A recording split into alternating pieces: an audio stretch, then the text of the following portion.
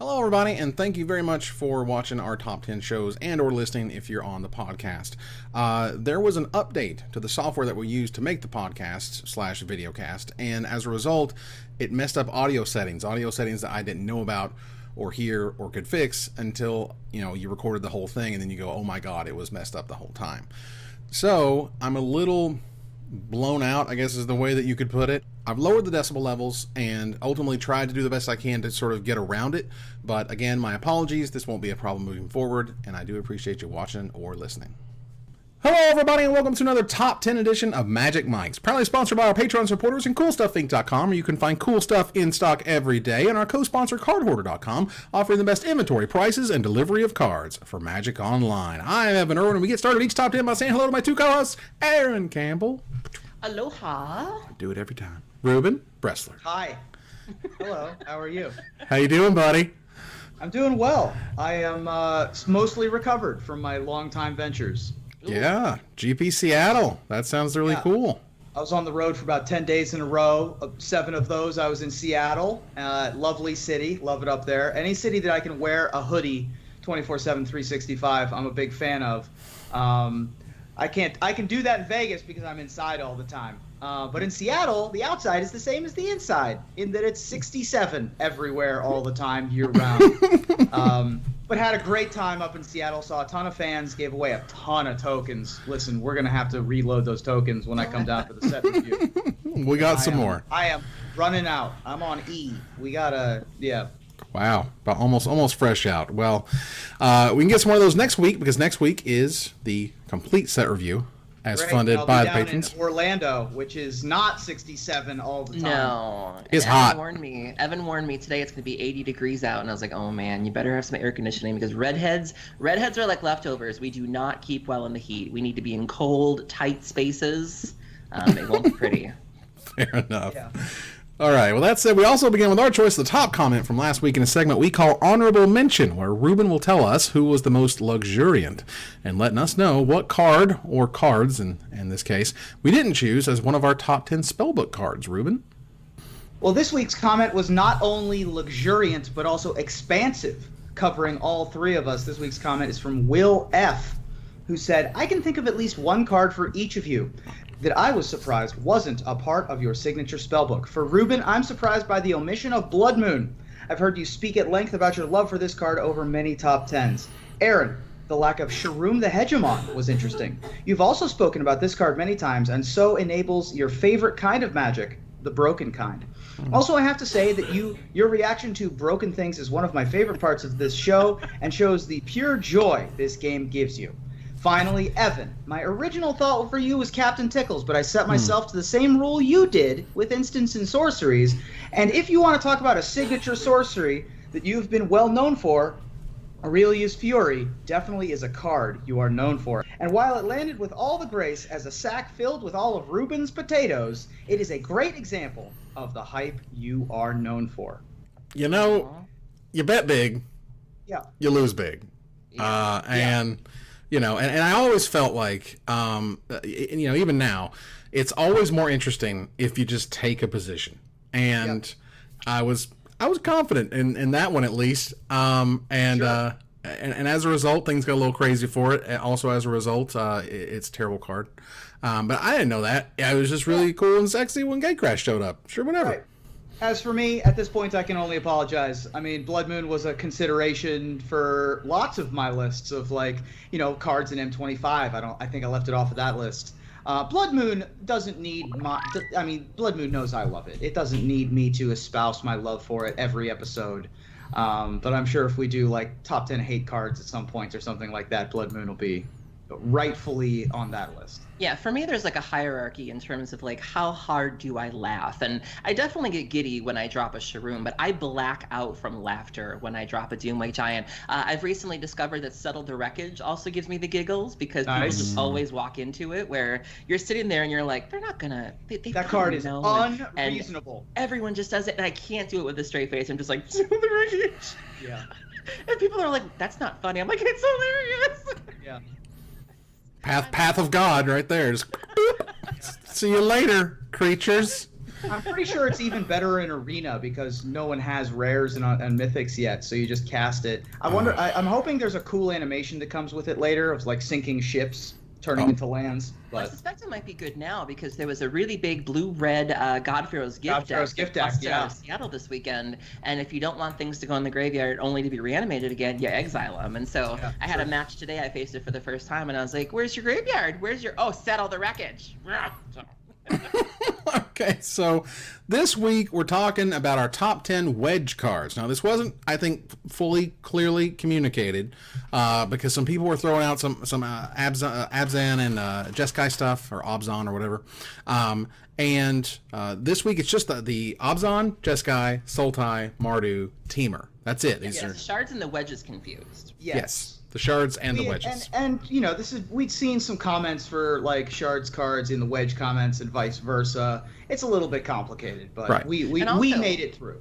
And also, this is not Wedge the YouTuber. This isn't his favorite cards. These are the wedges. So just clear that up. So. It's the wedges as defined by their names, as I just called them. That said, so we're going to go through our top 10, and we're doing all together just like we did for the shards because there's not a whole lot of these things. Yeah. There's like 15 to 17 each. Yeah. In each of those 5 different options. So, about over 100 cards, but still not a lot. And like we said last time, the power level of the shards and the wedges, Temur, Delver, or, Bant aggro or Esper control, like those are archetypes, but very rarely do 3-color cards actually match up with the archetypes well enough for them to go in the decks, or are cards that are powerful enough to build entire decks around. Even in our top 10s, we had some questionable choices in our shards cards, and I'm sure we will in this episode as well in terms of cards that are, fair to middling. I don't know what you mean. All my cards are fantastic. I mean, I think all my cards are fantastic, but compared to the power level of, for example, the Azorius list or the Artifact Creatures list, these are going to be a little bit lower, but I certainly have love for all the cards in my top 10. So let's move on here to number 10. Ruben, kick us off with your number 10.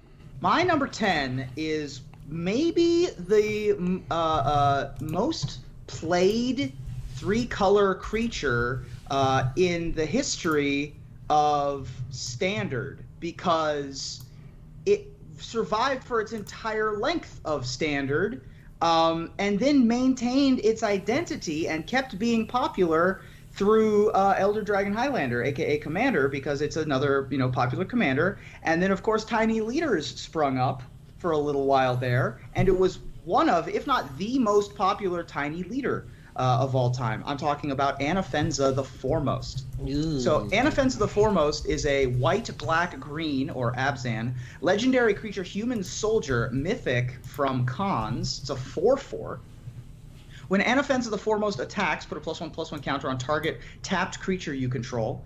And if a creature card would be put into an opponent's graveyard from anywhere, exile it instead. Boy, that's a lot of text for a 3-mana 4/4. They don't make drawbacks anymore on creatures.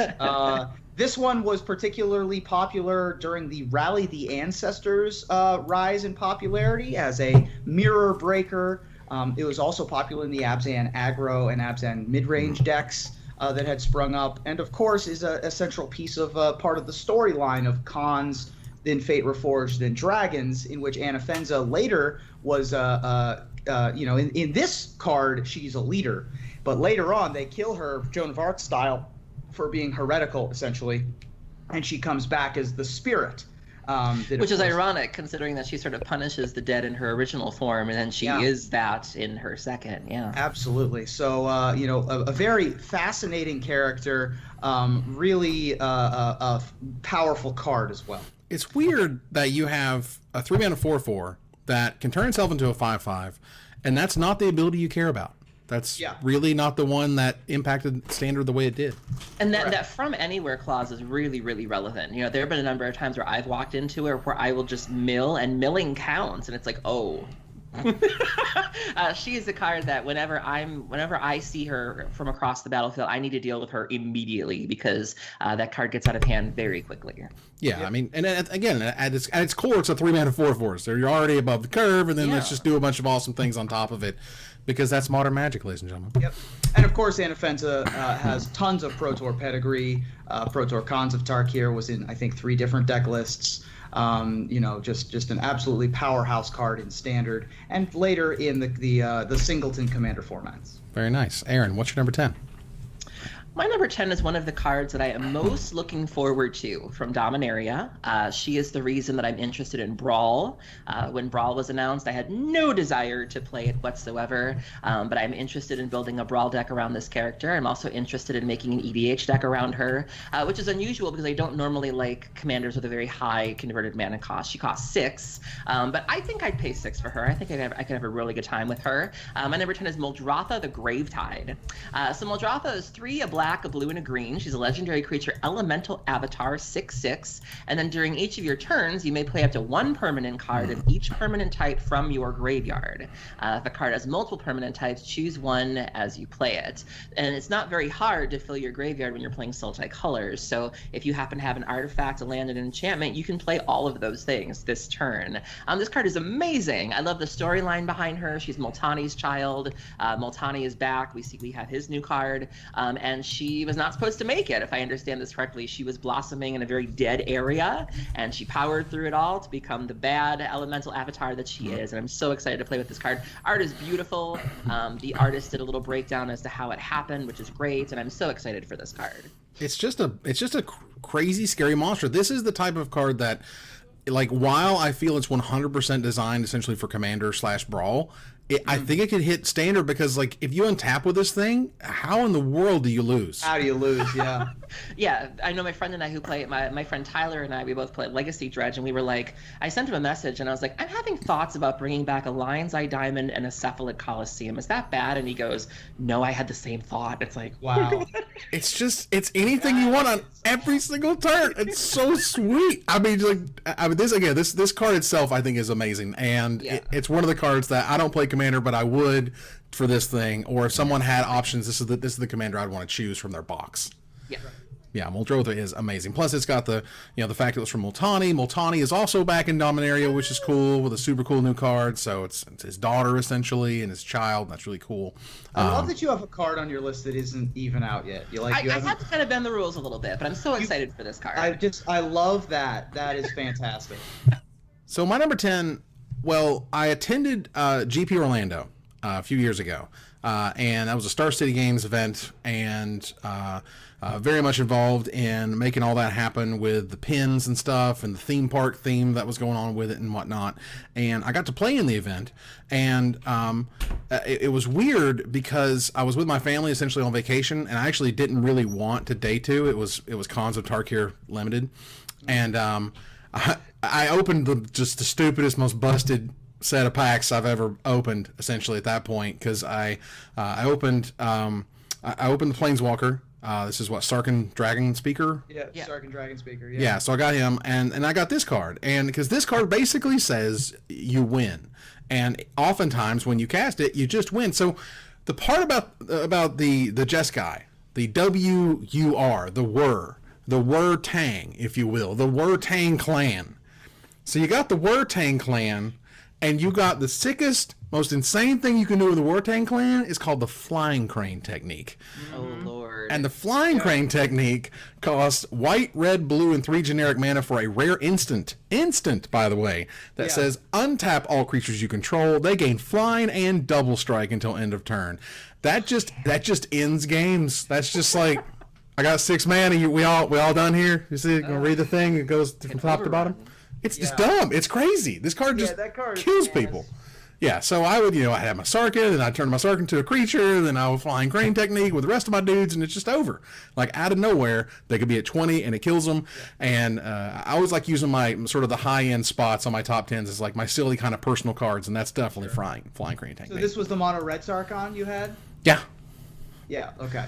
Yeah. Just making sure it wasn't the... No. Unbroken. No, it was Khans of Tarkir Limited, so... Yeah. Oh, okay, sure. Only the good one. I mean, Boy, that card's a heck of a card. Wartang Clan ain't nothing to mess with, in the words of the Jizza. I love it. Rizza. Sorry, Rizza does the hook. I apologize. Nice. At this point, I can only apologize to the please don't come after me like you came after Martin Shkreli. But yeah, no. Flying Crane Technique, that is a heck of an overrun effect, and I have cast many a copy of that card, and my win rate after casting it is pretty high. That is a powerful Magic card. It is difficult to lose if you play a Flying Crane Technique, and also amazing on their turn because they never ever see it coming. Woo! All right, we are here to number 9. Ruben, what's your number 9? My number 9 is higher on someone else's list. We have a little bit of an overlap. Oh, that's good. But it's healthy. You know what I mean? Yeah. It's good for the soul. Aaron, what's your number 9? Well, speaking of souls, or not having one, my number 9 turned out to be a very quirky finisher for control decks and standard for a very brief period. The only thing better than winning with your cards is winning with your opponent's cards. My number 9 is Villainous Wealth. Yep. So Villainous Wealth is X, a black, a green, and a blue. It's a sorcery from Konzertark here. Target opponent exiles the top X cards of their library. You may cast any number of non-land cards with converted mana cost X or less from among them without paying their mana cost. And so you would pair this with Dictated Karametra and things like that would ramp you and get you lots of mana. And then you would Villainous Wealth for like 12 or even 10 and just be like, okay, I've got a Chandra, I've got a Sarkhan, I've got a Mantis Rider, I've got a Sidisi. Let's just all of it at you. And like they're like, but those are my cards. And I'm like, I know, right? And like it's just a really great feeling to play sort of a kind of tap out style control deck with counter spells and things like that, and then just win with whatever your opponent brought to the table. And it didn't see a lot of success, but I had a lot of fun playing it. It was a very budget style deck for someone like me. It was just incredibly unusual and quirky, which I really appreciated. And just for those few months where it was a thing, it was a lot of fun. And I always appreciate control decks that can win in very unique ways, whether they win with planeswalkers or whether they're the Protect the Queen style deck like the Dragonlord Ojutai deck, or whether you do nothing and just beat people to death with their own stuff. Yeah, basically, it takes about 4 to 5 mana to really make this spell worth it. Yeah. So at that point, it's a 7 to 8 mana spell. And if God forbid you face another control deck, you're just not going to win because they have very few win conditions either, and so it's just you kind of whiff. You can mill them out though. Is the thing. Yeah, but with the right deck though, it's gas. I've had many a cube deck that I was trying to draft Storm in go awry and just turn into a Villainous Wealth you for 20 deck.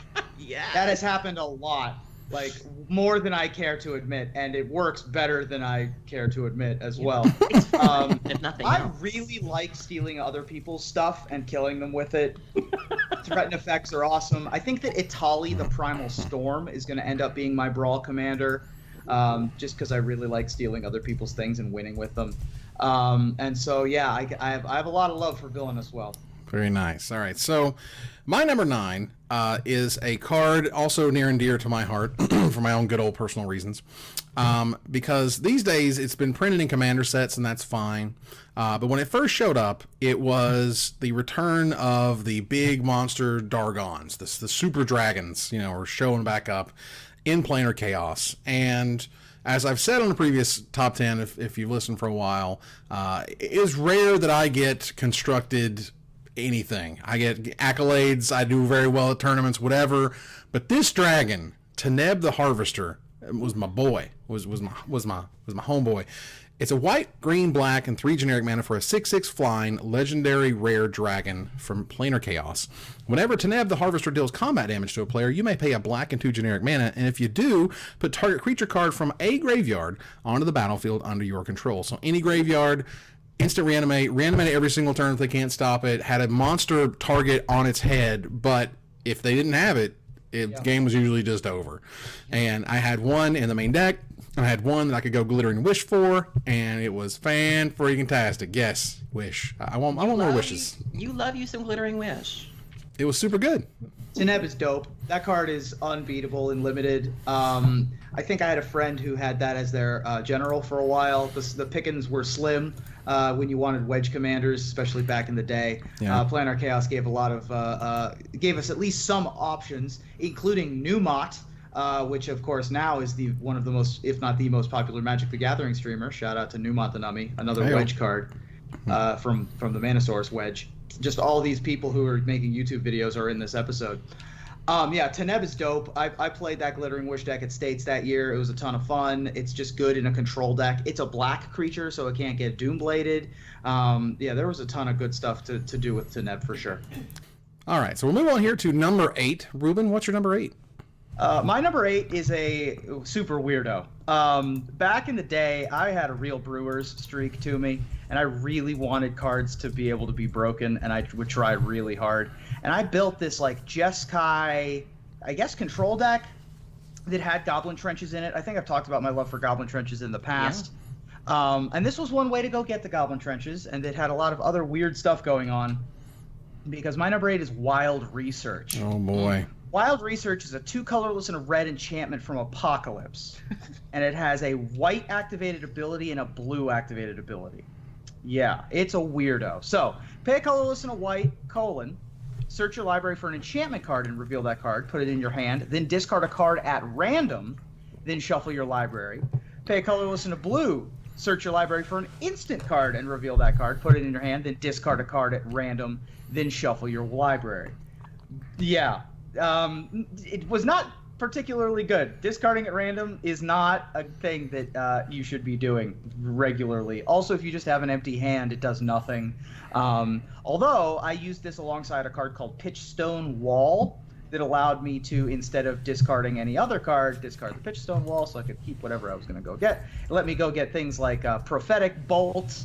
There were a lot of interesting multicolored cards available in the Invasion block, and of course Apocalypse was the first time to really embrace the enemy color pairs. Very few cards embraced the wedges, though. All 3 of the enemy sort of alignments, Gilded Passage being another one that I had some experience playing with, but Wild Research was always the one that was nearest and dearest to my heart. But and you can practically see that guy's eyelid doing the shaky thing. He's just so crazy.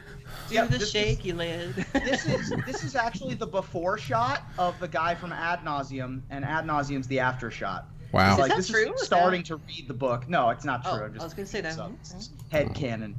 But this is like him through about 1,000 pages, and then Ad Nauseum's him through about 1,000,000 pages. Fair enough.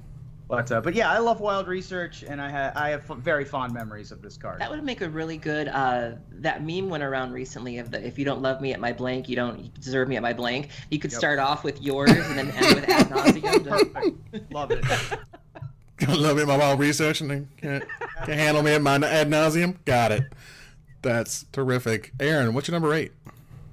One of the nice things about the Commander sets is that it gives you an opportunity to see cards for characters that you've only heard about in the storyline or that only had a home and flavor text. And usually when they debut these cards, they knock them out of the park. You're like, oh, I've waited for this card forever, and it's awesome. And this card came out in Commander 2017. This was a character that we'd heard about in the Innistrad storyline, and many people were really excited to see what this card would do.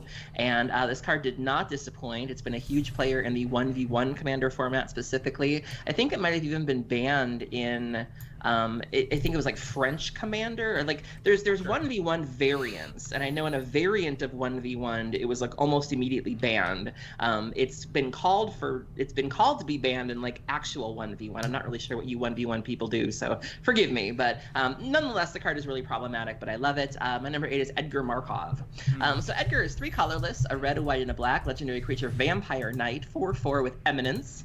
Whenever you cast another vampire spell, if Edgar is in the command zone or on the battlefield, create a 1/1 black vampire creature token, first strike and haste. Whenever Edgar Markov attacks, put a +1/+1 counter on each vampire you control. Eminence is so good. For someone like me who doesn't normally like a 6 converted mana cost commander, he does things even when in the zone. So if you're just doing your thing, you're still getting value out of that commander. And when he does enter the battlefield, God help you, because if you've been making tokens, all of those tokens are about to get really, really big. And him being sort of the progenitor of the Markov vampire line, he really doesn't disappoint. The art is gorgeous. I love the people sort of suiting him up for battle, and him sort of, very nobly standing there like, do this. This is what you're here for. You're here to dress me. I think that's awesome. The card is creepy looking. I love the artwork, and just made a huge impact the minute it came out in Commander. Absolutely. My God, it's a scary card. Yeah. There are a couple ways to build this deck, either all fast vampires or all the best vampires. I mean, In most versions, by the way, it's the dual commander format in which Edgar Markov's band was banned last fall. Edgar, most commanders allow you to start the game effectively with 8 cards in hand because you can cast the commander and then it will do things. With partner, you start with 9 cards in hand, which is even better because you have 2 commanders and 7 cards in your hand, and that's amazing. Then there are some commanders that are just enchantments that you start with in play that can't be destroyed. And that's a problem. This and Oloro, I think, is the Esper commander that just gains you life every turn. Immediately became super popular options. They allow you to do stuff immediately without having to put in any more resources other than having them in your command zone. Having abilities on cards that work from the command zone negates the possibility, or not the possibility, but negates the concept of casting them to begin with. Even though when you cast Edgar, you do get a Lord effect, but who cares? Like, you don't need to invest any amount of. You need to invest 6 mana for that effect. You need to invest nothing for the Eminence effect. Edgar Markov extremely potent in formats in which it's not banned. And I did get to watch an Oloro player die the other day thanks to Blightsteel Colossus. So that's one way to kill an Oloro player. Yeah, nice life total you have there. I got this other total. We call it poison. The fact that it has first strike and haste, is just a little over the top for me, personally. Over the top. But 6 mana, 5/5, first strike haste is a lot. That's just a Bull Ceradon on steroids, is what that is. And then it pumps your entire team, and then it does it every single turn. It's not even like when you cast him. You cast him, but that would also be sweet. But no. Every turn, you guys can get crazy huge till you kill him. That's crazy scary. Well, my number 8 is what you call a good old-fashioned misfire. A card that R&D was absolutely positive would be a huge player in Standard. That it was pumped, had all the right numbers, had all the right abilities, it was supposed to be super sweet. And no matter, at least their hopes, for this card, it just did not come together. Because no matter how hard they pushed Savage Knuckleblade, it just wasn't enough. Now, it saw a tiny smidge of play. I'm not saying it saw no play. But I'm saying that they expected this thing to be like tier 1. The format is about this stupid, crazy ogre thing, and that's okay. Well, Savage Knuckleblade came from Khans of Tarkir. It's a rare ogre warrior. It's just 3 mana. It's just red, blue, green. It's as cheap as they could make it, and it's a 4/4. So yeah, man, Finza that was a 4/4, 3 mana. This is 3 mana, 4/4 as well. Well, for a blue, red, and a green, you get a 4/4 that has 3 separate activated abilities. Green and 2 generic mana, it gets +2/+2 until end of turn. Activate this only once each turn. For a blue and 2 generic mana, you return it to its owner's hand. So it dodges removal by default. And for 1 red mana, it gains haste until end of turn. So the way that they had sort of structured this with mana producers, was it Rattleclaw Mystic at the time? Yeah. The way it worked, you would have the perfect mana to play Savage Knuckleblade and then tap that red to give it haste and smash in, and using the mana producers they gave you there to unmorph and yada yada. So, but regardless of that sort of play style, sequence, it just wasn't enough, and it was weird that it never got there. And even when they started moving into, we eventually drifted into a time with the weird 4-color decks where they all had drag names of Mardu Blue and Jeskai Black. And so even when Temur Black became a thing, even Temur Black didn't want it. They were like, we're good. Yeah, we no got thanks. Woodland Bellower. It's fine. Yeah. Yeah, I mean, this is one of the inherent problems with the wedges is that they come out with the other wedges in sets. And so while people kept trying to make Temur work, Abzan was just a better mid-range deck. Even with so there was recent discussion, particularly amongst the finance folks, about Savage Knuckleblade possibly coming back because of all the decks that were running both Bloodbraid Elf and Jace in Modern. And you can cascade into a Savage Knuckleblade, give it haste. People thought that was kind of adorable. It dodged Bolt. I don't think that that's going to be a thing. I mean, obviously, other cards, from Khans block have seen tons of competitive play, even in Modern. The play line of turn 1, either Noble Hierarch or Birds, into turn 2 Savage Knuckleblade was pretty attractive to people. It's just still a misfire, though. It's still just a trap. Unfortunately, it didn't come together for this card, and sometimes that happens. But sometimes above the curve stats, 3 separate abilities. Yeah. Just not enough. Yeah. So we're going to move on to number 7. So I'll kick off number 7 here with one of my favorite cards. And again, as we do with these type of shows, we kind of tend to be in the blocks that feature them. So we're still here in Khan's block, okay? But this is a different tribe, different card. It still does a whole bunch, and this one actually came through. It wasn't the top tier, wasn't the most played of its cycle, but it was very, very much played. And it also has one of the very, very rare aspects of being able to mess with your opponent on their draw step. In particular, take cards away from your opponent during your draw step, because Mardu Charm is sweet.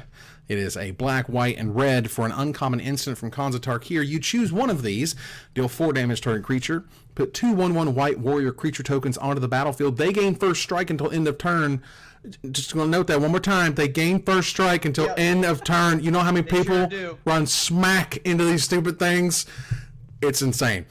And lastly, target opponent reveals his or her hand. You choose a non-creature, non-land card from it. That player discards that card. So during their draw step, this instant removal, this instant discard, there is very, very little instant discard magic because it's brutal. You're in a top deck war and you have the win on the table and you got a Mardu Charm. That's it. Game's done. During their, unless they have something flash, they're going to make them discard.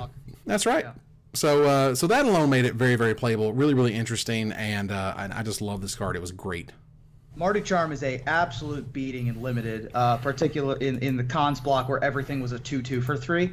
I'm a big fan of the Gilt Leaf Ambush aspect of this card, putting in 2 1/1s in the middle of combat. That first strike is no joke. You get to knock off morphs that cost like 85 to unmorph, like Woolly Thoktar and whatever the 4/5 that one morphed for 5. There were just so many, the Temur 5/5 trample flip card. There were so many things that you could just ambush with this card on your opponent's turn and get way, way, way ahead. Mardu Charm is a delightful addition. Yeah, and the Woolly, I believe you were talking about there, was Woolly Loxodon. Sorry, Woolly Loxodon. Right, no, not the Thoktar. That card's just fine. We talked about that in the Shards episode. That's right. So, for number 7, Ruben, what you got? Well, I've got the Headliner Charm as my number 7. This is Abzan Charm. Wow. No introduction. Nope, deal with it. We've done the introduction about the charms from Khan's block with Mardu Charm, and they all had their charms. Wow. God. But stick with me, people. But Abzan Charm was the most charming. It was the one that saw them play. It's that's a nice wound you got there. Let me pour some lemon juice on it. Yeah. All right. So, getting in touch with my inner New Yorker there. All right. So Abzan Charm is a white, a black, and a green. It's an uncommon. Choose one. Exile target creature with power 3 or greater. You draw 2 cards and you lose 2 life. Distribute 2 +1/+1 counters among 1 or 2 target creatures. People treat the charms very similarly to how they treat planeswalkers when they're trying to evaluate them immediately. Does this grant card advantage? And for planeswalkers, does it protect itself? And then the third ability can be nice but isn't necessary. So let's look at Abzan Charm. Does it give you card advantage? Absolutely. Draw 2 cards, lose 2 life. Has the Sign in Blood ability in case you got nothing else on the board. Does it protect itself? By which I mean, does it protect you? Absolutely. Exile target creature with power 3 or greater. Gets rid of Savage Knuckleblade or Anafenza or whatever, what have you.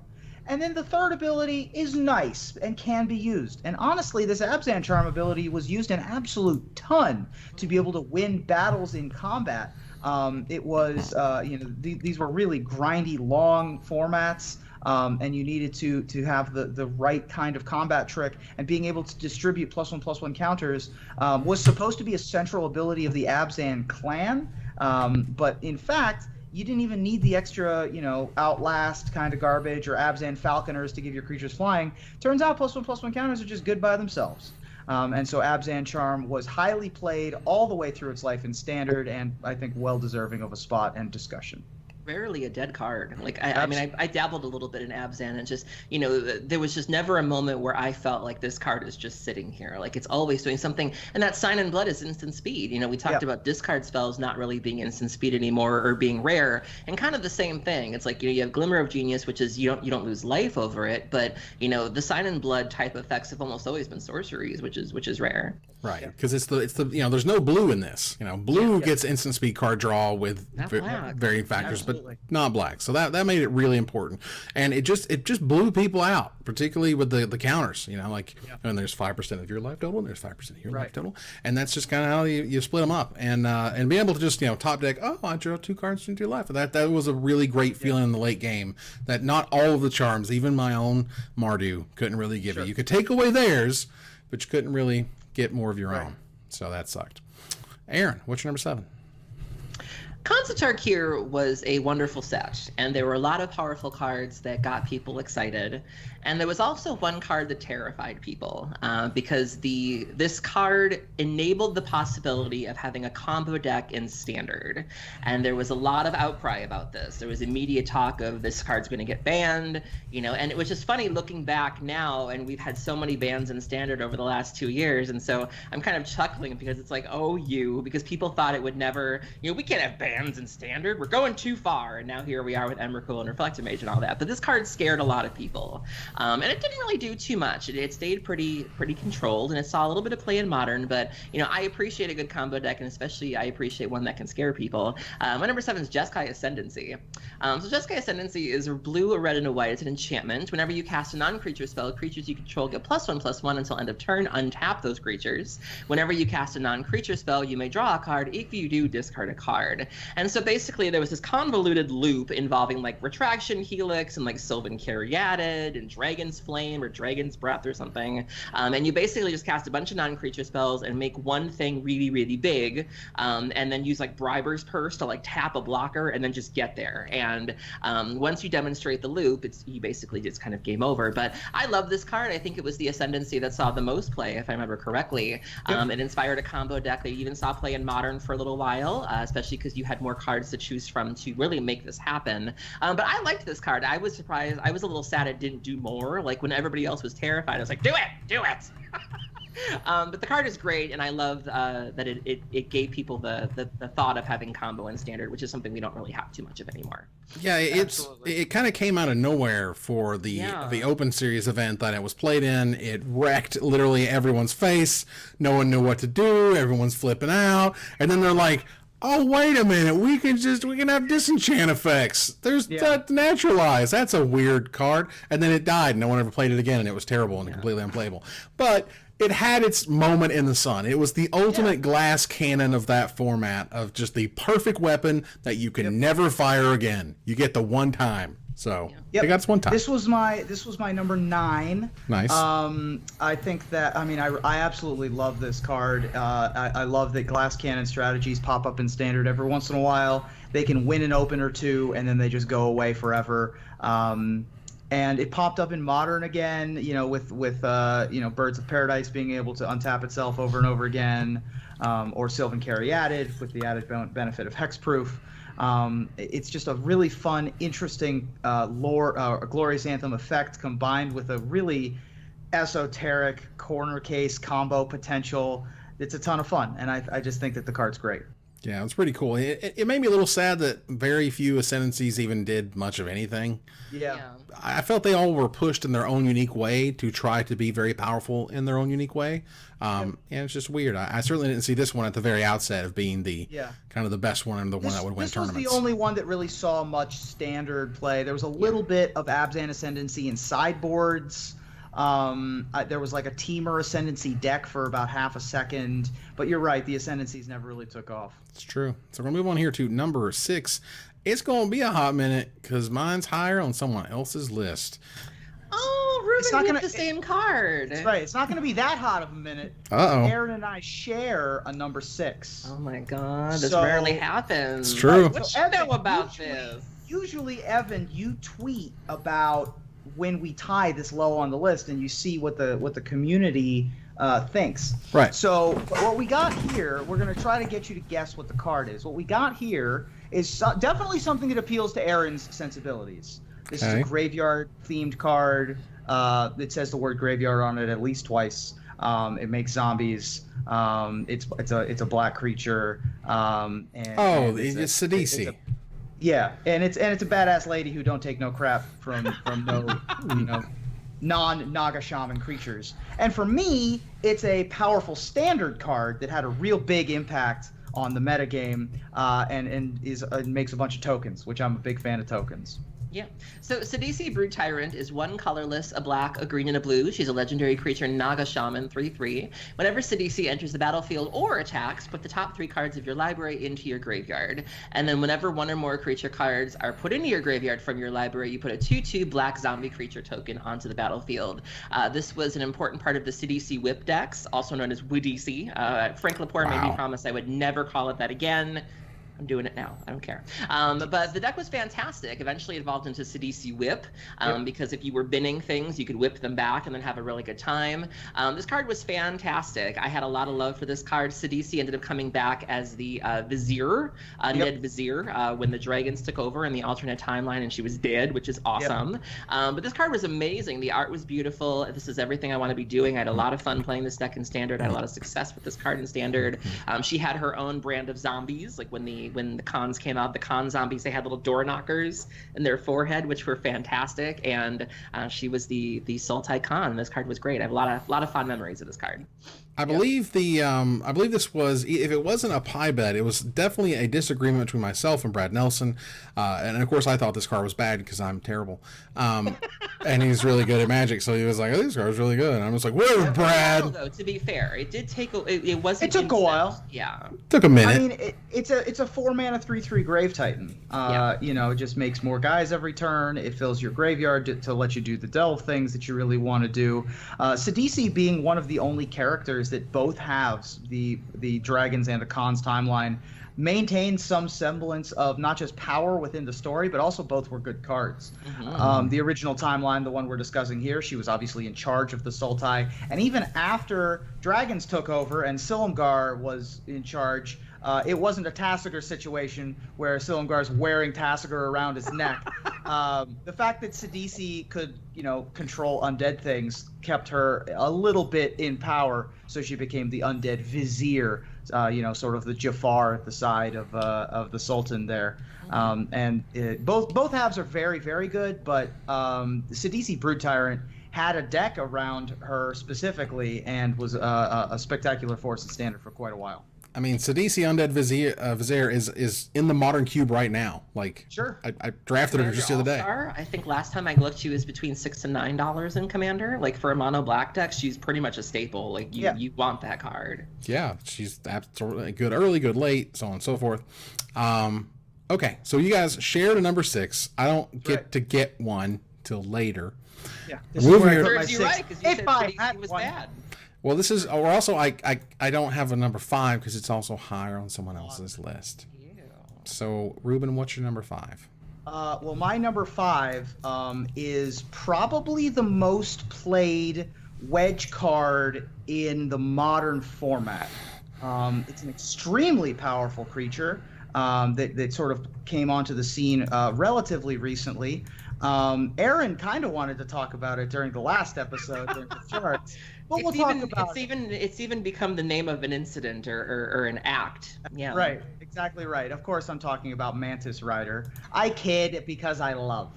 And for those of you that don't have the Patreon episode this week, I had a similar faux pas concerning Angus Mackenzie, because that's what I had on my list. We call it pulling a Mantis Rider or something. Exactly. So we're going to pull a Mantis Rider here at number 5, though, because it's my number 5. Blue, red, white, creature human monk.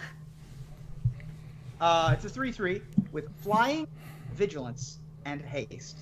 This is a staple finisher of the humans deck in Modern. It's the best. It's why you tick your Aether Vials up to 3. It's just a big old beater. It's a dude riding a praying mantis, which is awesome because he's a Mantis Rider.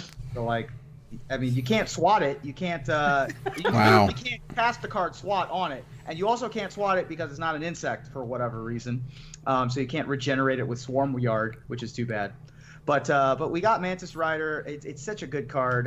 It harkens back to the days of Lightning Angel, which I don't know if we'll talk about Lightning Angel later, but it's a colorless less and a toughness less, and boy, costing less is a big deal. So Mantis Rider is my number 5. This card was the bane of planeswalkers in Standard because it could drop and hit the board and just get in there right away. And so you knew not to take your planeswalker to 3 loyalty without any sort of defense because it would just die. And you know, when the Jeskai decks first came out in Standard, they were so fast. They were playing like Stoke the Flames, and it was this card was instrumental in killing you very, very quickly. Like I said, it would just drop, and then what are you at? Oh, that's nice. And before you know it, it's gone. And it's very scary to see it in Modern. And I think it also says something about the power level. You know, when a card can transcend multiple formats, you know, that says something about it. And who would have thought? You know, you look at it and it looks kind of harmless enough. You're like, it's cute, you know, but this is a format of like Karns and Bobs and Tarmogoyfs, and here's a Mantis Rider. Like I never would have dreamed it would be like a tier 1 staple. I mean, the fact that it's a human was obviously incredibly important. Yeah. Because as they continue to make great lands that are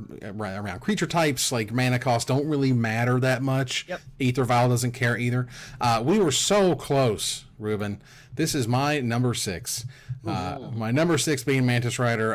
It's Lightning Angel saw play in Standard. Like absolutely. when it came back and as extended too. Yeah, I mean that's a good card. 4 mana, 3/4, Flying, Vigilance, Haste. Those are 3 amazing abilities.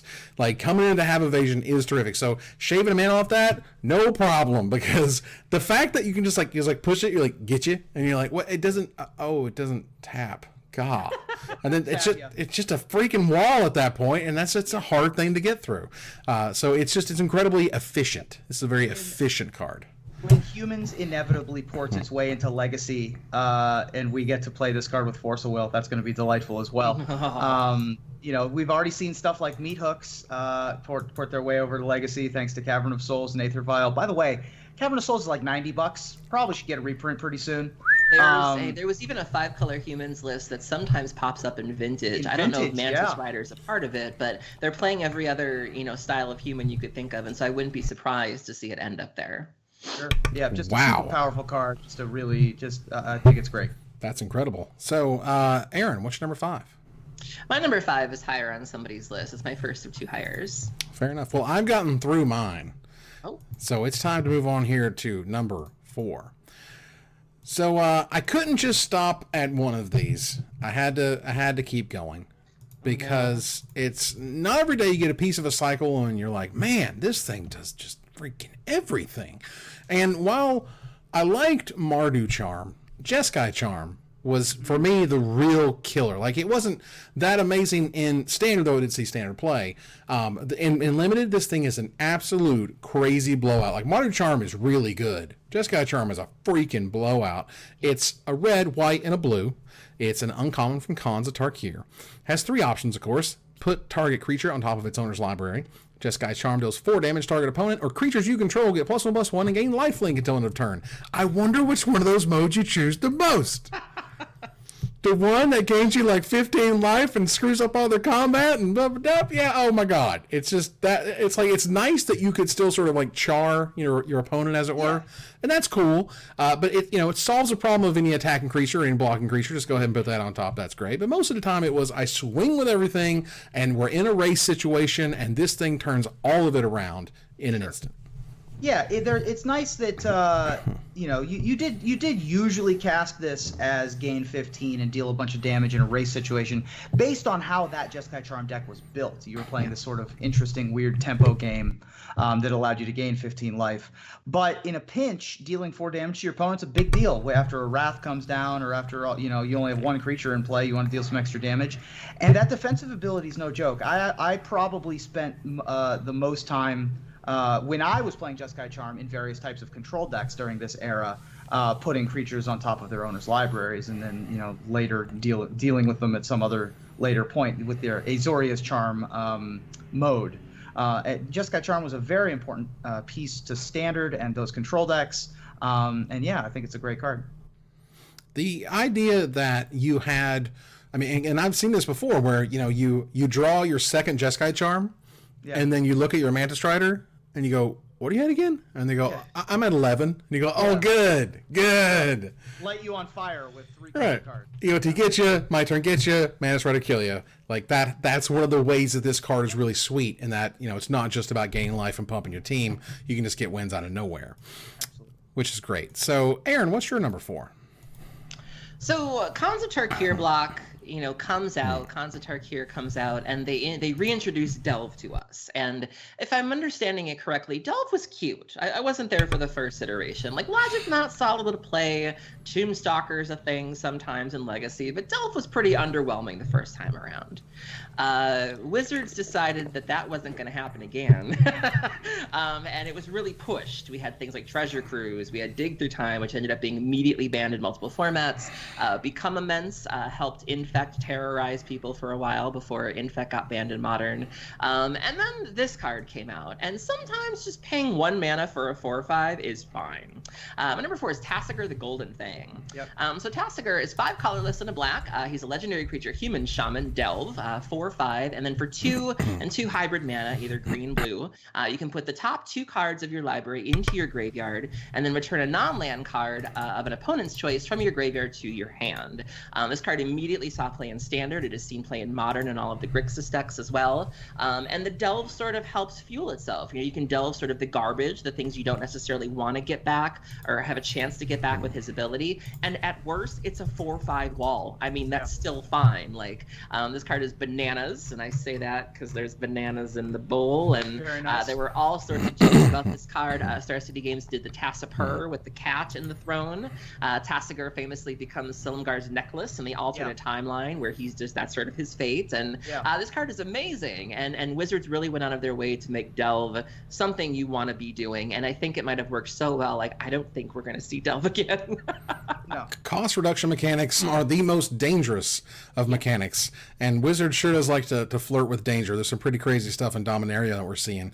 But even now with the Hollow One decks playing Call to the Nethervoid, or Netherworld rather. Call to the Netherworld is a 1 black sorcery from Time Spiral that returns target black creature card from your graveyard to your hand, but its madness cost is 0. So Goblin Lore, discarding at random or whatever, no one cares, because like, oh, I just madness this for 0 and get back my Tassiger and kill you with it because it's dumb. Because that's not fair. This is basically Cons block episode, and so as a result, we're talking about a lot of the Cons cards. And the Sultai image, the icon, is a result of Tassiger's necklace. He is the Golden Fang, and that is what the watermark on those cards is. It is the hallmark of a broken mechanic that we have banned 2 cards in various formats. We talk about this one as a crazy piece of Modern, and of course being in Standard. And the most played one in Legacy now is just a common, just a 5/5 zombie fish. Also taking over Pauper. Yeah. Thanks. Yeah, and I appreciate, you mentioned, Ruben, the fact that, Cons has sort of dominated this episode. I think in my mind, then it did what it was supposed to do. I think the fact that, like, they had tried this before, getting people to care about the wedges, and I don't think it really worked, to be quite honest, or not to the effect that this did. And so I appreciate that they gave it another try. Okay, we're going to get you guys to care about these wedges if we have to force feed them to you. And so I love that we're here and that it's made Temur a thing and it's made Sultai a thing, because, for a while there, it was just sort of fringe, and I love that it That's the lasting legacy of the block, is that we have the names, obviously. Yeah. And Cons block, for my money, is top 3 limited formats of all time. Yes. Mostly because I always drafted the same deck. I just picked every tapped gain a life land. See, I don't like to played every morph. I just took the deck was awesome. So I would spend the first pool, like the first go, the first round, I would just draft every land, and then I'd spend pack 2 and 3 filling it up, and even I could draft the format. I have a lot of love for Cons block. It was definitely just a ton of fun. We had, at the after party at Mock's boarding house after GP Seattle, they had $15 triple Cons block drafts. I would have done that. And my deck had 15 morphs in it and 9 duels. And it was great. And I also had a secret plans. The Trail of Mystery didn't make it around to me, unfortunately. It was open to my left in pack 3, so it got picked like 6th or whatever. So rats, But I had a ton of fun with that draft format, and it's to this day I love just being like, here's a morph. Guess which one of my 15 morphs it is? It could be a Ponyback Rider, or it could be a Monastery Flock, or it could be the 1/1 Regenerate, or a 6/7. Who knows what's in the box? It could even be a boat. It's one of my favorite. It's one of my favorite draft formats, and that archetype, I think, is my favorite draft archetype of all time. You're muted. We lost Evan. Oops. So, Ruben, what is your number 4?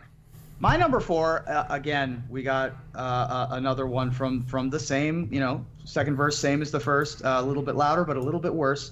This one is another Khans of Tarkir card that made a huge impact on Standard, particularly in Dark Jeskai. It was basically the reason to play black in Dark Jeskai. My number 4 is Crackling Doom.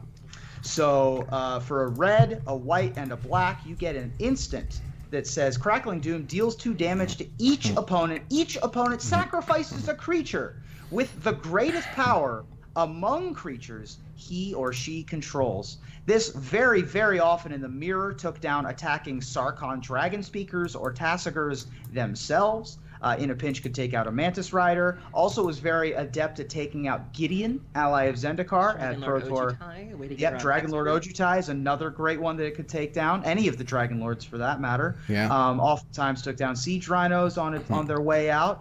Giant Hangerback Walkers before you could clear the board. The occasional Wingmate Rock or 2. By the way, all these cards, you're coming up on mana. You're only spending 3 mana to get this Edict effect, and oh, by the way, deal them an additional 2 damage. And it was just a spectacularly good card. It took a little bit, I think, to see the play that it deserved, as the way I think I'd say it, but because, I don't think on its face it looks that great. You're like, oh, I shock you, and like, I hope I get something. And you're like, well, yeah, but there's these hexproof things that are really stupid, and it's amazing in the mirror, for example, and kind of gets you out of binds and helps finish off your opponent and all that good stuff. But if you're watching this episode in the future, the Planeswalker damage redirection rule change has already taken place. So I'm going to say this next sentence as if it's 6 months from now. Remember, kids, back in the day, you could redirect the damage from Crackling Doom to Planeswalkers. And so that was a big deal as well. Yeah, because nowadays we can actually target Planeswalkers. Right. Couldn't do that at first. Even though it's 100% intuitive, and even though I said, Wizards, why can't you target a Planeswalker? And they're like... Now they're doing it. They're doing it. Like, well, they're Planeswalkers. We don't know if people are going to like them. And, like, it took, 5 minutes for people to love the stupid things. It took them 4 blocks to print Destroy Target Planeswalker on a card. So, It took a minute. So, for those who are worried this is mono Khans, 2 of my next 3 are not in Khans block. So, same. We'll go there. That said... No promises. Yeah, okay. Number 3. Number 3 here. For me, we'll start the non-Khans block cards because this dude bro has seen print in 3 different sets, particularly for Commander, because Commander is where they really kind of felt out a lot of the Wedge stuff that they couldn't really do in Khans block or other blocks. And this one was so weird, and I love it because it's so freaky. Like, this is like a straight freaky creature. This is weirdo. And it does really interesting things. I mean, never will you see a creature with a Tyrannosaurus Rex as an arm. Mm-hmm. It is rare creatures have the word "the" as part of their name, because this is the Mimeoplasm. Mimeoplasm is weird and freaky and crazy, and I love it. Yeah. It's black, blue, green, and 2 generic mana. It is 5 mana for a 0/0 mythic legendary ooze. As it enters the battlefield, you may exile 2 creature cards from graveyards. If you do, it enters the battlefield as a copy of one of those cards with a number of additional +1/+1 counters on it equal to the power of the other card. So one of them gave you the power, one of them gave you all the abilities, you squish them together, and you got a weirdo ooze thing that has stuff like inside it floating around in its ooziness. I can appreciate it. And I love it. And there was a giant oversized one when it showed up in 2011 for Commander 2011. And I got one of those things, and it stuck and hung around my desk for years because it was just so cool and neat. I don't play Commander, but man, this just made me want to play Commander. It did a great job in 2011 of being like, hey, you want to do some crazy weird stuff? Let's do some crazy weird stuff. Yeah. You want to get nuts? Let's get nuts. That's right. That's exactly right. The Mimeoplasm, obviously the famous combo that people have been putting together with this in both Constructed and Commander is you give it the abilities of Triskelion and then put Lord of Extinction into your graveyard and then machine gun everybody out of the game. That's typically the way that people kill with the Mimeoplasm. Obviously, now you have Walking Ballista. There's plenty of other combos that go along with Das Mimeoplasma, which is one of my favorite translations of all time. I'm a big fan of this card as well. It's super cool. And again, to have the word "the" as part of your name, yep. I'm literally trying to find if I can see if anyone else has "the." There's the Big Idea, the Brute, the Chain Veil, the Cheese Stands Alone. You have the gods, the Scorpion God, the Scarab God. Yeah. Right. So you got some these in there. The Gitrog monster, for example, has the these, which is fine. But it's rare that a creature gets to be the. Every once in a while you get a the Lady of the Mountain, sure, and the Locust God. But I think that's great. And the Mimeoplasm itself is just the greatest weirdo of all time. Tyrannosaurus for arm is great. Is amazing. Aaron, what's your number 3? My number 3 is the last hire I have. It's higher on someone else's list. Fair enough. Ruben, what's your number 3? My number 3 is also higher on someone else's list. Well, look at me carrying the number 3. I don't think I've ever carried a number by myself. Maybe not. That's weird. I can't recall it at the moment, but we'll move on here to our number 2 card, and I'm guessing it's not Rubes. Is it Rubes? I have a same. Who's my samey? I have a same. Goody. Well, we have a samey. It is the last cons card. It is a card that defined formats. It is a card that will live in infamy. It is a card that probably was way too good than what it was. Ruben, what tell us about our card? So our card is the most played Wedge card in a standard environment, I would venture to say. And it's one of the most powerful. I remember that when we were in the preview season for this, Patrick Chapin came out with an article saying that the downside to this card was that you had to pay an additional mana to gain 3 life and have an opponent lose 3 life, because the rest of the card is just a 4/5 for 3 mana. This card won Ari Laxa Pro Tour, I believe. It's won many people, multiple tournaments and Grand Prix. Abzan Aggro and Abzan Control were all over the place for the extent of Khan's block. It was one of the most dominant strategies ever in any standard environment, and it's all thanks to the Siege Rhino.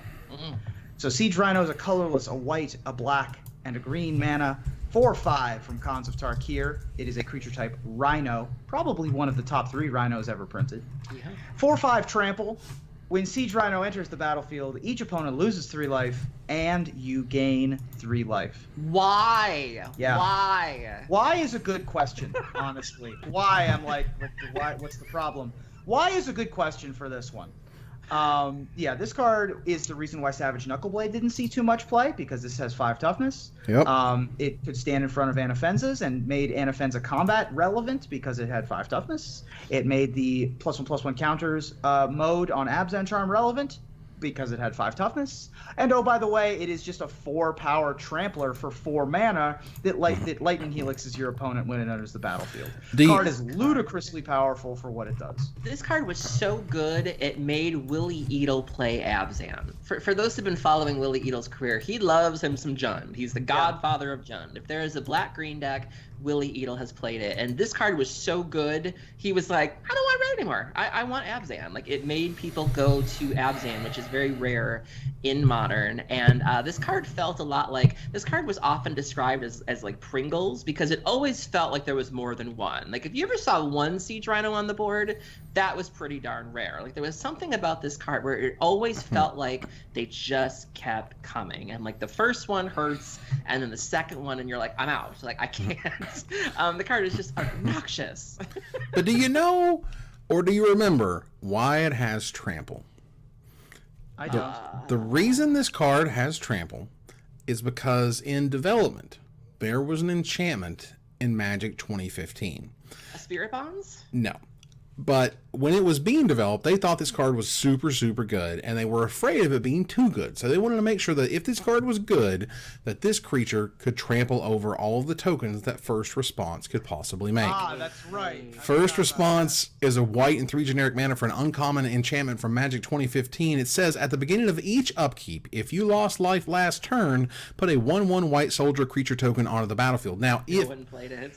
zero actual like it wasn't even good and limited, like it was garbage. So if this costs like 2 mana and you could reliably do, pay life in some fashion, this card would be insane, and it would make tokens every single turn. Blossom, it'd be a new Bitter Blossom, and they were afraid this card was too good. They wanted to make sure you could get through it and it just wouldn't chump block you forever, and that's why it has trample. It has no other reason than that. This is also my number 5 too. This is my number 5, and the thing that stands out to me the most about this card is I still look at the art, and I still swear that it looks like, from far away, it looks like the Rhino is coming out of a portal. Like, the butt looks kind of squished. Like, I'm always convinced that we're only seeing half the Rhino, but no, that's the whole Rhino. Like, I'm still convinced that half that Rhino is missing. That's a squishy butt Rhino right there. Yeah, that's what you got. I'm partial to the promo Kev Walker art personally. Oh yeah. Because that one looks like it's coming at you. Yeah. But yeah, they're both great. Yeah, and it's just weird that even at the time, like when this was winning the Pro Tour, this card was a 4 of. Like, it never got more expensive than $5. Yeah. Literally at its actual absolute height, $5. That was it. Now it's like 73 cents. Like, right. It started seeing play in Modern for about half a second. People were playing it as like their 4-drop to go get out of Birthing Pod, and there were like these weird Abzan mid-range decks. This was right after Blood Red Elf left. This card's seen play forever, and it's never been an expensive card. It's even seen play in Legacy. The Nick Fit decks have been known to play a Siege Rhino or two, and any creature that has an enters the battlefield trigger that you can abuse with Recurring Nightmare, those decks are gonna try to take advantage of. And you could accurately describe Siege Rhino as a Recurring Nightmare. If you played Standard, this was a frustrating card, and it was loved, but I think I don't know many people who were sad to see it go. Oh my God, by the time it left, it was like, just go. Just get out. Just take your crap and just go. Just get your jacket. Don't look back. I'll clean the mess up. You just get out of here. Go. Just go on. Aaron, what's your number 2? My number 2 is the return of a beloved character. This character showed up on my Shards list that we did previously. She originally debuted as a Grixis character in the first Conspiracy set, and she was an even more important character in Conspiracy Take the Crown because she, took the crown. And this is one of my favorite commanders. I've been using Saffron Olive's list, which, fun fact about this, he did not broadcast that he built this deck. I had to go looking for it. And I found it in the MTG Goldfish archive. I was like, Saffron Olive, did you build this deck? And so I kind of called him on it, and he's like, yeah, I didn't think anyone would find it. But I found it, and I love it. And I love this character. I love the storyline. She inspired me to have the Monarch token made when we had our tokens made, and I just love her to pieces. My number 2 is Queen Marchesa. So Queen Marchesa is 1, a red, a white, and a black. She is a legendary creature human assassin, 3/3 death touch and haste. Woo! When Queen Marchesa enters battlefield, you become the Monarch. At the beginning of your upkeep, if an opponent is the Monarch, put a 1/1 black assassin creature token with Death Touch and Haste onto the battlefield. I love this card. It's very easy. I had her on turn 2 sometimes with enough mana rocks from Commander, and sort of fighting over the Monarch is a really fun thing to do. If someone does take the Monarch from you, you get a 1/1 Haste token, and if they value their creatures, they're gonna, they have to choose. Do they want to put a creature in front of this assassin, or do they want to let you have the Monarch back? And I really enjoy what the Monarch does for Commander games, and I have sort of a Mardu Pillow Fort deck that I love. I spent about $150 on. I have my little crown, and this card makes me so happy, and I can't wait to see what Marchesa does next. I mean, if the art direction is like, I want you to look as if you're looking down on anyone who happens to be looking at this picture. Yep. Like, if you wanted the definition of on the high horse, and too good for you, this kind of like the back up and the down the nose action is very good, very evocative. Absolutely, she was so important in this set that even her crown was something you got in packs. Like I actually have my crown right here. I have it sitting on top of my Funko decks, and it came out the weekend of my birthday. And so I remember I was at GP Indy, and I wore my little crown all weekend long. That's awesome. I want a crown. For Queen Marchesa. Where's it gonna stick? You ain't gonna know there. I know, right? She's gonna slide around. It's gonna be falling off. It's gonna be awkward. Some putty. Some putty. Right. It's got it. Points on it. He'll just stab it in there. Like right. You kind of dig it in. All right. So we'll move here to number 1. Ruben, what is your number 1? My number 1. I mean, I couldn't pick anything else except for who I am, and what a time to be alive in Paliano, right? I gotta be true to myself. The pieces are all in place, the lights are lit, and the game is about to begin. My number 1 is Leovold, the Emissary of Trest. Another card from Conspiracy Take the Crown. Blue, green, and black mana gives you a 3/3 legendary creature, Elf Advisor, mythic creature. Each opponent can't draw more than 1 card each turn. Whenever you or an opponent you control become the target of a spell or ability an opponent controls, you may draw a card. That's a hell of a card, is what that is. It is the centerpiece of the new 4-color control decks in Legacy, more affectionately known as Check Pile. Even the Sultai Delver decks, or Grixis Delver splashing for this card. It sees a ton of play in the formats in which it's legal, including Vintage. It's a very important card there. It took out Villainous Wealth from the Vintage Cube to come in, and it's really good with those draw 7 effects like Wheel of Fortune and Time Twister as well. That's always a ton of fun. When you can Time Spiral, untap 6 lands, and Mind Twist your opponent for 6 by accident with a Leovold in play. It's amazing. The art by Magali, of course, just perfect with the handshake out there. People were using Leovold during the recent handshake debacle discussions on Twitter as well, showing the proper etiquette for Leovold, extending the hand and asking you to take a seat. Leovold's just a spectacularly good Magic card, and I think is the most powerful Wedge card that's ever been printed. Huge impact on those Eternal formats. Both of those, Legacy and Vintage, are frankly dominated by the blue decks. If you're not playing blue cards, you better have a very, very good reason why. And at times it does feel like a bit of just sort of a battle, just brainstorms and ponders, and nothing puts the favor on your side like having Leovold. And this is a card that you need to immediately deal with. In Vintage, it can come out very early, and to be a 3-mana card in older formats, you have to be very good. And Leovold, the minute it came out, it just had a huge impact and has changed the way that these formats are played, quite honestly. I mean, to make an impact, it has to be ridiculous. This card is ridiculous. Now, it took a minute. It took a minute. Like, when it first came out, this thing wasn't $40 like it is now. It was like, oh, that's neat, that's cute, you're never actually going to get to cast that, blah, blah. It's a 3/3, it dies to bolt. It's not good enough. Well, whenever you or a permanent you control becomes a target, that's huge. That's crazy. Deal. That's a big deal. It had a breakout party at GP Louisville. Yeah. I believe is where it had its breakout. Mm-hmm. Just a insanely powerful card. And if you all are interested, you can go to Voice of All MTG and look up Leovold's dossiers, and I am the voice of Ambassador Leovold. Well, I'm sure, Ruben, we can come to an arrangement per its flavor text. Aaron, what is your number 1? When we talk about representation, and when we say things like representation matters, it means so much, especially to me personally, because, when you're transgender, you are told that you don't exist. You're told that you're not real. You're told whatever you're going through is sort of all in your head. And so to have the company who makes the game that you've been playing for 10 plus years make a character that is like you, and canonically, thank you. And canonically like you means more than I can possibly say. And this card came out as part of, I think, Fate Reforged. Mm-hmm. And so many people like me were just so excited to see it, and I couldn't think of anywhere else it could possibly be. My number 1 is Alesha, Who Smiles at Death. So Alesha is 2 and a red. She's a legendary creature, human warrior, 3/2 first strike. Whenever Alesha attacks, you may pay 2 hybrid mana, either white or black. If you do, return target creature card with power 2 or less from your graveyard to the battlefield, tapped and attacking. Alesha is a canon trans character, the first one, I believe, in Magic the Gathering. Mm-hmm. She had a really awesome storyline as being the leader of the Mardu. And the storyline was so well done, especially because a lot of times in fiction we're either sex workers or we're deranged or we're other kin. There's all sorts of stereotypes that we usually occupy, and she was just a really kick-ass warrior, and the Mardu just wholeheartedly believed in her. She obviously proved her prowess on the battlefield, and it was just a great coming out story, a great debut story for a trans character. Didn't really see a lot of play in Standard, but immediately became a powerhouse in Commander. Even if she's not necessarily the commander, she does have homes, and she does have a home in other decks. She was recently reintroduced in Commander 2016, but I know a lot of people like myself who really fell in love with this card and were able to point to this character and say, that's me. Like, that's, for people who may not know what we go through, you can point and be like, there, I'm like her. Like, that's That's me right there. And so it means a lot to see this card. I would love to get a print of this someday.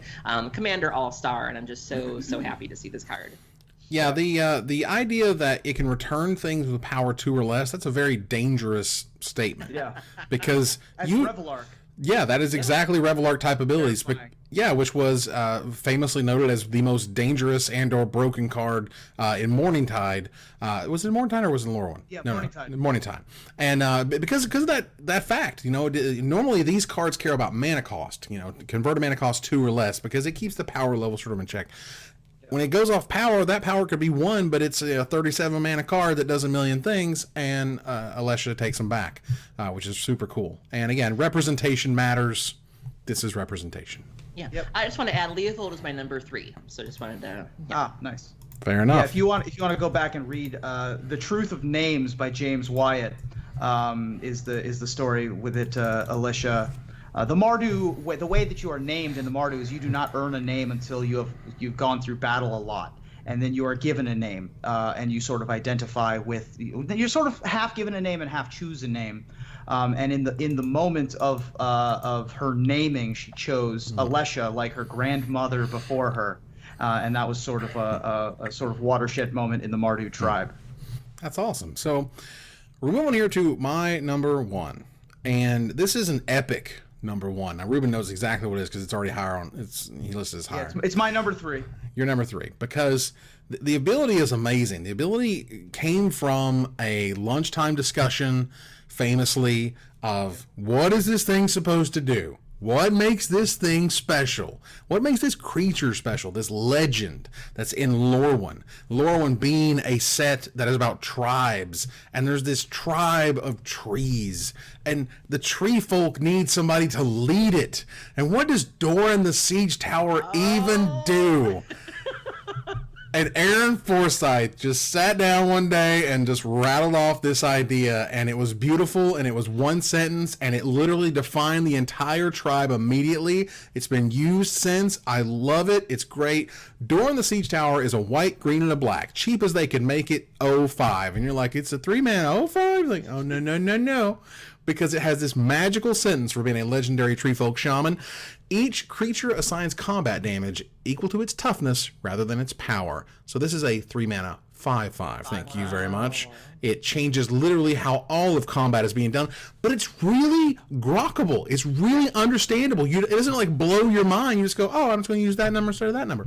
It makes cards a lot more interesting. I think Assault Formation was a card that later came by. Assault Formation, Belligerent Brontodon. There's a conspiracy called Weight Advantage that does this now. But Doran's the one that's seen by far the most competitive play. I'm not sure if it won a Pro Tour. It's certainly won GPs. It's certainly been the most popular standard deck or extended deck at various points during its lifespan. Doran the Siege Tower, and it feels like it's a tree, right? That feels like it should be its ability. Yeah. And it did give an entire identity to the Tree Folk tribe. Tree Folk Harbinger being an 0/3. Lots of the Tree Folk having much higher toughness, such as Indomitable Ancients and Thornbark Witch, I think is what the name of the card is. And the other thing about Doran is that all these other cards that have come since, such as Belligerent Brontodon, the uncommon that most recently came out, and then, of course, Assault Formation, Weight Advantage. Those cards only affect your creatures. Doran says all creatures. Yeah. And so if you got your opponents have like 3/1s in play, they're in for a bad time. I mean, if you thematically think of it's a tree and its power is its toughness, it's beautiful. It's beautiful. I can't look at Assault Formation without hearing Beyonce in my head of, okay, tree folk, now let's get information. I'm exactly what they do, too. Yeah. Well, first of all, the flavor text references the rings of the tree, which I think is adorable. This was obviously in From the Vault Legends. It was a judge card, a judge promo with beautiful Rob Alexander art. If y'all haven't seen the new Rob Alexander, fall time maple tree Doran, it is delightful. And I think that this card is spectacular. I've somehow never seen this promo. That's incredible. Really weird and different. Now, I used to have the extended art Champ / States Doran version, which is now an expensive card. boy, let me tell you. It's like it's $220 right now. That's a real number. But Doran's great and a deserving number one for sure. It is super, super sweet.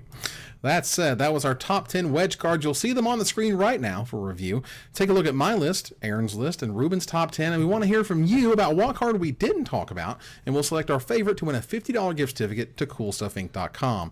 But before we go, I want to thank my co-host. Thank you, Aaron. Thank you for having me. Thank you, Ruben. Thank you. I have y'all right here with me now on my metal tokens, so I feel right at home. All together now. So I want to thank our sponsor, CoolStuffInc.com, our co-sponsor, CardHoarder.com, my co-hosts, Aaron Campbell and Ruben Bressler, you guys for watching or listening, and hope you support us at Patreon.com/MagicMikes. Visit our website at MagicMikesPodcast.com that exists thanks to our Patreon supporters, or follow, like, tweet, favorite, share, subscribe to everything social that tells people we exist. Catch us online at Twitch.tv/MagicMikes, on Twitter at MagicMikesCast, on Reddit at Reddit.com/r/MagicMikes, on Facebook at Facebook.com/MagicMikes. Talk to us privately at MagicMikesPodcast@gmail.com. Follow the audio-only podcast at MagicMikesPodcast.libsyn.com, or find us on iTunes, or join us here in 2 weeks for another top 10 episode of Magic Mikes. Good night, everybody.